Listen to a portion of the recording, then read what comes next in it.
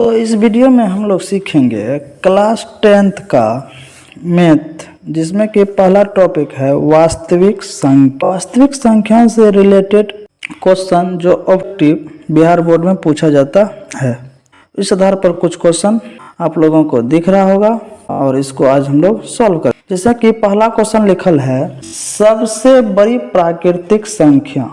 तो हम लोग याद रखेंगे कि प्राकृतिक संख्या, गिनती की संख्या को प्राकृतिक संख्या कहते हैं। तो सबसे बड़ी प्राकृतिक संख्या, तो गिनती का कोई अंत नहीं है, इसलिए सबसे बड़ा प्राकृतिक संख्या क्या होगा? अज्ञात कहा जाएगा, जिसमें कि हम लोग डिफाइन नहीं कर सकते हैं कि सबसे बड़ा प्राकृतिक संख्या क्या होगा। अनंत बोल सकते हैं या अज्ञात भी बोल सकते हैं। तो ऑप्शन नंबर डी सही है। दूसरा क्वेश्चन है सबसे छोटी प्राकृतिक संख्या। तो सबसे छोटी प्राकृतिक संख्या एक होगा। सबसे छोटी प्राकृतिक संख्या एक होगा। जीरो निम्न में से कौन संख्या नहीं है?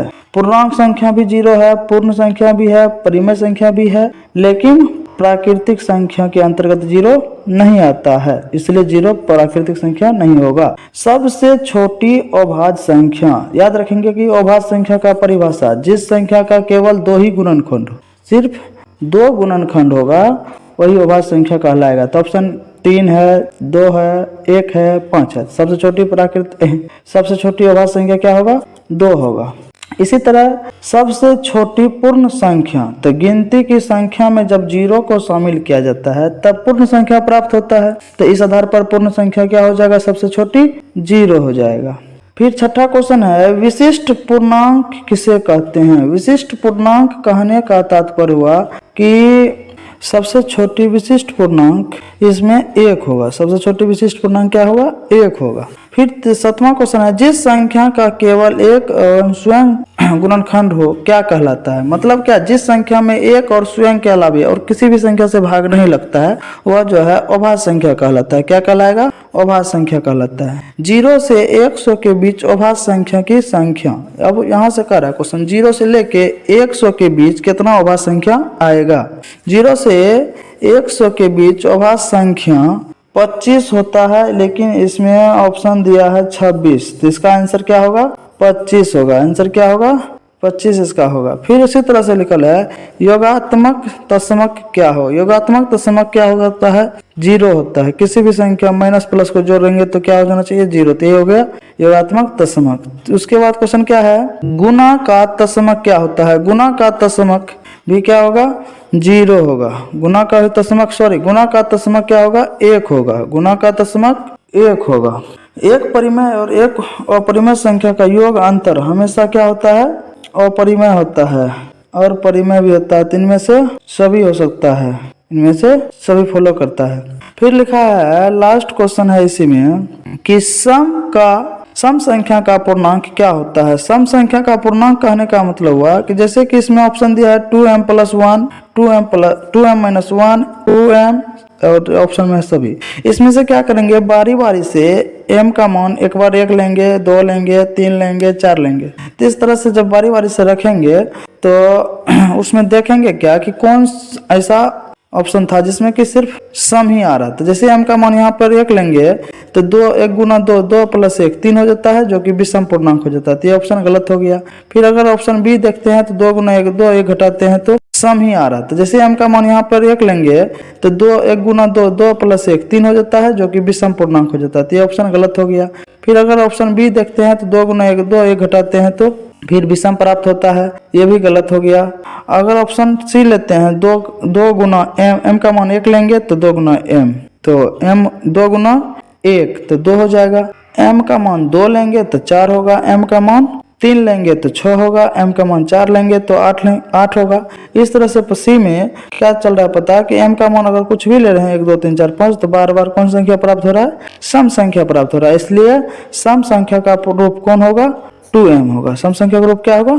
2m होगा। कि 2k + 1 किस संस्था का रूप है? अब इसमें भी k का मान बारी बारी से 1 लेंगे, 2 लेंगे, 3 लेंगे, चेक करेंगे। जैसे k का मान 1 रखेंगे तो 2 × 1 + 1 तो हो जाएगा 3। फिर k का मान 2 लेंगे तो 2 दूना 4 प्लस 1 5, फिर k का मान 3 लेंगे तो 3 दूना 6 प्लस 1 7।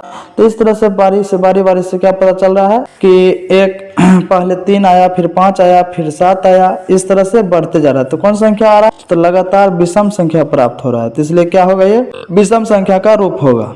फिर अगर p के पूर्णांक हो तो निम्नांक में से कौन एक सम पूर्णांक होगा। अब यहाँ कह रहा p पूर्णांक है, पूर्णांक कहने का तात्पर्य हुआ है तो माइनस में भी हो सकता है या प्लस में भी हो सकता है। तो p का मान कुछ भी लेंगे तो हमेशा आना चाहिए सम संख्या। जैसे p का मान अगर यहाँ 1 लेते हैं तो 6 प्लस 4 10 हो जाता है।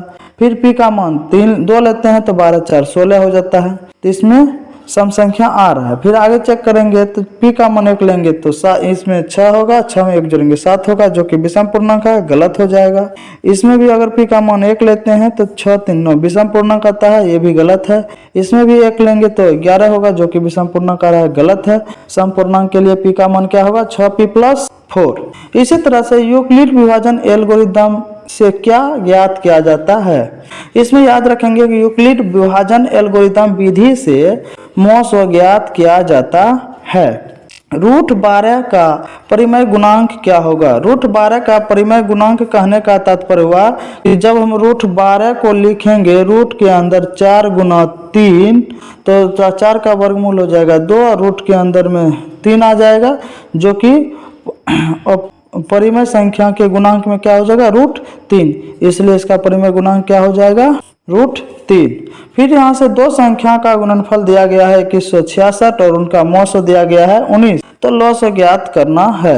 इसमें याद रखेंगे दोनों संख्या का गुणनफल को ऊपर रखेंगे, मौसो को नीचे रखेंगे, 19 से इसमें भागा दे देंगे, जो भागफल आएगा वही क्या कहलाएगा, हो जाएगा।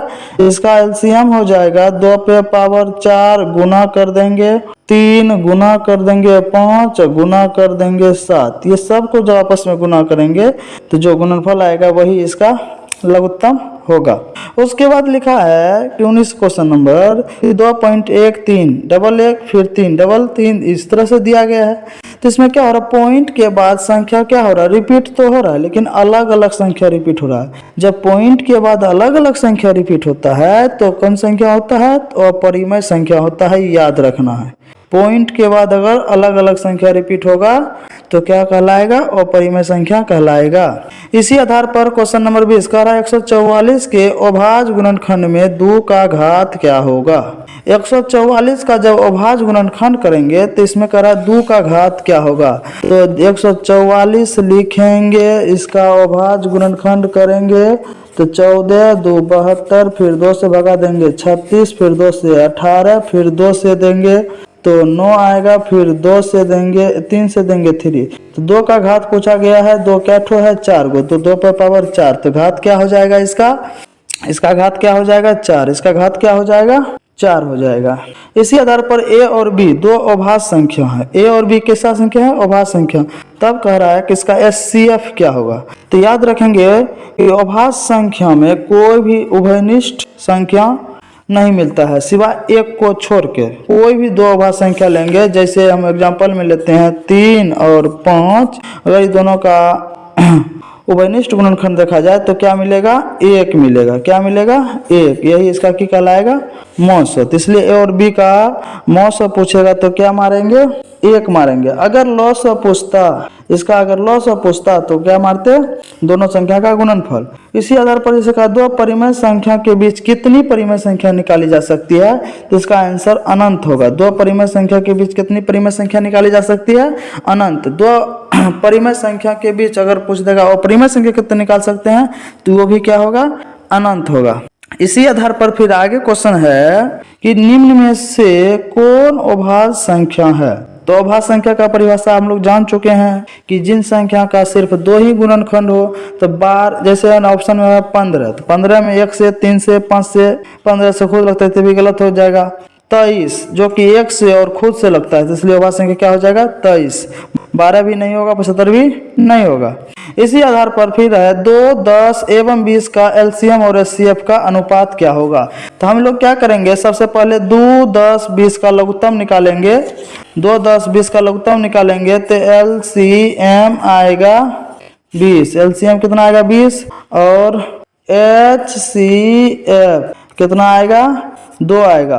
और इसमें क्वेश्चन कहा गया था LCM बटे HCF। LCM कितना है मेरा 20 है, HCF 2 है, कटेगा तो हो जाएगा 10 1 और इसका अनुपात लिखेंगे तो 10:1 होगा, इसलिए आंसर क्या होगा 10:1। इसी आधार पर लास्ट क्वेश्चन इस टॉपिक का है, यदि 25 तथा 175 का मौसा 65 है माइनस 117 हो तो m का मान ज्ञात करें। इस टाइप का क्वेश्चन को बनाने से पहले 65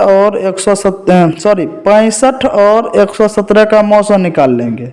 जो मौसा आएगा वो 65m माइनस 117 बराबर में मौसा लिख देंगे, फिर 117 को इस बार फेंकेंगे, जोड़ जुट जाएगा, फिर 65 से भाग दे देंगे तो m का मान चला आएगा 2। ठीक, मिलेंगे फिर वास्तविक संख्या से रिलेटेड ही दूसरे वीडियो में।